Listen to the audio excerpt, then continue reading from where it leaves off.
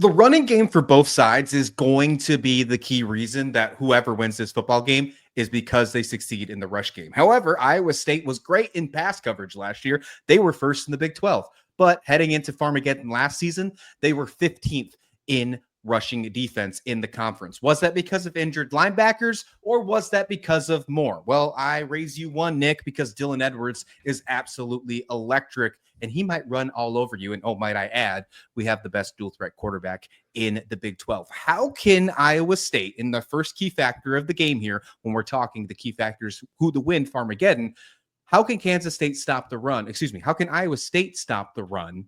And is it your linebackers? Is that the key portion here? I think that is the what we're going to get down to brass tacks here. It's going to be the linebackers, because my key to victory, the biggest one that I'd come up with was, can Iowa State, with a three-man front, stop a probably run-heavy Kansas State and an extremely mobile Avery Johnson? Right? I think that that's really what this game is going to come down to.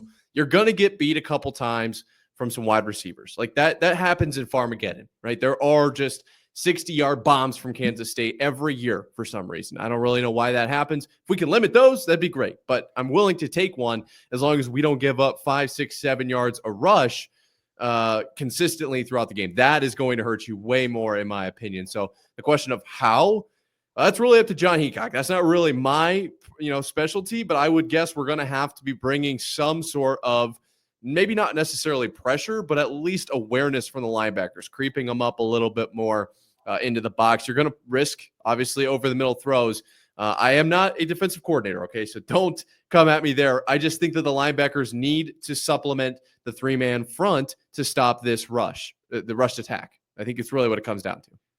Yeah, and hey, look, if you look doing the flip side here, you're talking, you got to find a way for Austin Romaine and his linebacking crew to stop Sama. I mean, Sama's been pretty solid against Kansas State over the last couple seasons. I'm not going to sugarcoat that. The running backs return for Iowa State, I think they're going to be relied on more this season because of Rocco Beck trying to still find his rhythm with the new wide receivers and whatever the case may be. I do think there's going to be a little bit more rhythm, especially early in this one. The running game is going to be the key. I do. I think when it's all said and done, when we look at the box score, when we look at whatever the case may be, and when we're doing our reactions on Saturday, the fact of whoever wins the running battle is going to be the victory, who's going to be the winner in this one. I really do think so. How Kansas State can stop them? Well, with the depth chart being an issue of the defensive front, I think it's going to be a challenge. I think Iowa State might find some early success in the run game, and that is something that Kansas State might have to find an adjustment to make happen.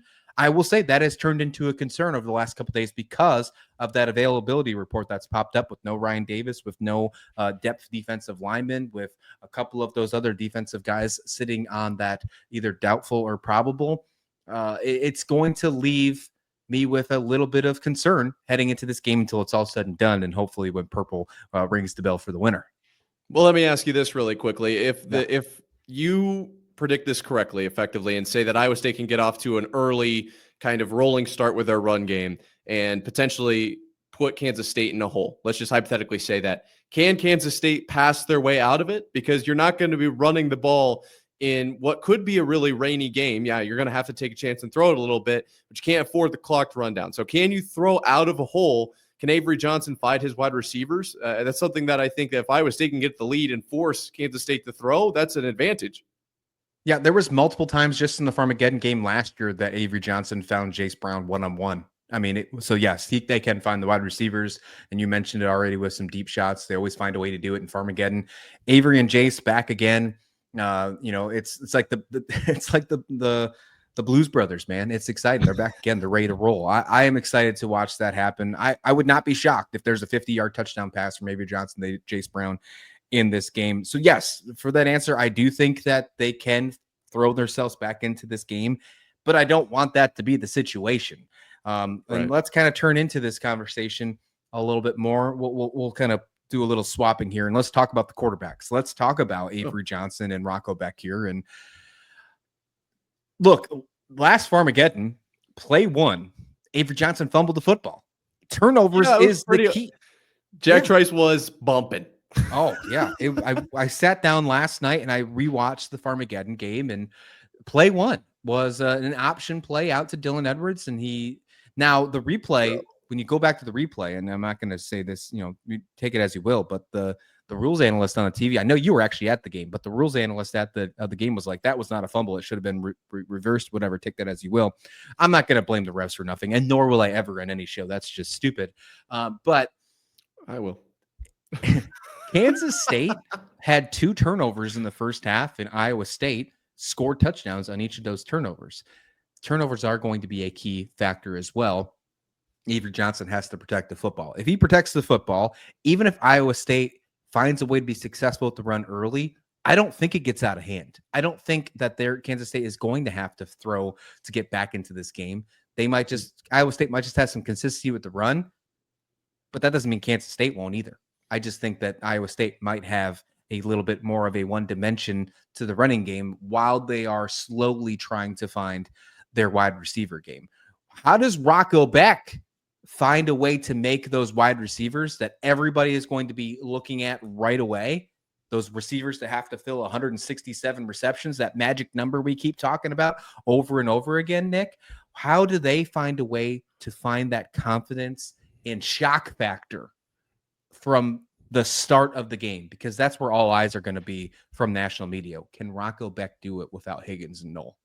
Well, especially when you look at how last season started with Knoll, right? It was an electric down into double coverage, which why are we throwing that ball? But that catch was kind of the Kickstarter for Iowa State's season. It literally was the first play. And so we'll be curious to see how it plays out in this one. I think what we're going to see is a lot of creativity from Mauser. To be honest, we're going to see, what I'm guessing, my prediction here, I think we're going to see Townsend kind of moving around all over the place. Xavier probably in the slot, probably going to be getting some deep progression type of throws, because I think that was a big thing that was on Rocco's kind of to-do list of getting better this offseason.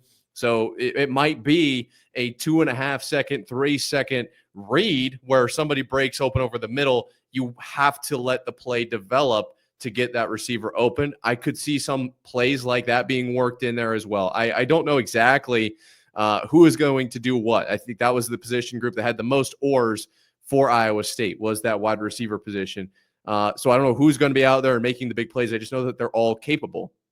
And how are they utilized by Mauser, and how are they obviously found by Rocco Becht, I think will be the question mark for Iowa State in this one. I don't think it's a key to victory. I will be honest. I think they can win without needing, 700 passing yards. I don't even think you probably need 250, to be honest. I think we can predominantly rely on the ground game, but obviously it'll help if we can throw when we need to.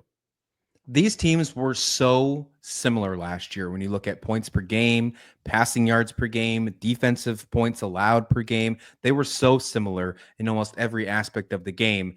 But there's obviously some changes. You're talking about the wide receivers who are no longer there. That's the main one. But one of the main ones on the Kansas State side is the ones who are going to cover those wide receivers. The cornerbacks, the secondary, Jacob Parrish, Marcus Siegel are in the NFL as well, joining Higgins and Noel. Hopefully they're all going to, I can't wait till the Bucks play the Texans and we get a Noel and Higgins versus Jacob Parrish. Like, that's going to be fun, because there was some really creative and emotional things between Noel and Parrish in the game last season. Going back and rewatching that one, it was really fun. But how can the secondary keep up with these new Iowa State wide receivers who, dare I say, they're not as bad as, I don't want to say bad, but they're going to be fine. I think they're going to be fine. I think it's definitely worth a narrative to discuss. Can they be as good as, the 167 filling? I don't know if that's the case, but I think they're eventually going to be fine. I just wonder how fast they're going to be able to catch up. But Zayshawn Rich taking over as the top corner, him and Donovan McIntosh, they both had their coming out party in the Rape Bowl game. Coach Malone on the defensive side for Kansas State is saying how... No, well, that was an F-18. Well, Coach Malone is talking about how Zayshawn Rich is the most consistent player on his roster so far this year in the defensive room. That's exciting stuff. BJ Payne, obviously in the secondary, being the key leader. We'll see if Gunnar Maldonado's there. Wesley Ferris, people are not talking about him enough. True freshman Logan Bartley as the jack safeties. We'll see if Quad Moss is going to be enough. Jack Fabris, he didn't have a great Farmageddon last year. He actually was one of the couple of reasons why some of those early touchdowns were allowed. He just thought he had some backup in the secondary, and he didn't. So, but he had a great bowl. He did really good in the bowl game. So hopefully that can carry over to week 0. That is something that I am going to really be paying attention to. Of course, I'm going to be glued to this game, but the wide receivers of Iowa State, are they going to be able to create separation early? And if so, what piece of the Kansas State secondary isn't living up to the hype? And that might be one that exploits. And can Rocco exploit that? There's some times where last year Rocco didn't have the best consistency either. I know Avery Johnson, everybody loves to talk about Avery not being the most consistent quarterback, but I mean, Rocco had under 60% completion rating or completion percentage last year as well with Higgins and Noel. Does that percentage go even lower without those wide receivers? That to me, I think is a true concern that might need to be discussed. I don't think so, to be honest. We haven't really even talked about the tight ends or getting the running backs involved in the pass game, which is something I've really been hammering home all off season long. I think you're going to see a much more multi-head monster. Not even, I would say 3-head is like the traditional saying, but it's going to be coming from everywhere. It's not going to be, all right, we just need to lock down Xavier Townsend. We just need to lock down Chase Sowell. We'll be fine. Double team Chase. It's not a worry, right? No. If you double team Chase, Benjamin Braver's cutting down the seam for 60, and then it's going right outside on a jet sweep to Xavier Townsend for 10. Then it goes outside to maybe Eli Green with a fade route to the back corner. Like, you never know who it's going to be. I'm not too concerned really about the passing game, and that's why for me it's really just not a key to victory. I think it'll work its way along and it'll hurt you throughout the game, but you're not. It's just not in that same realm as the running game to me.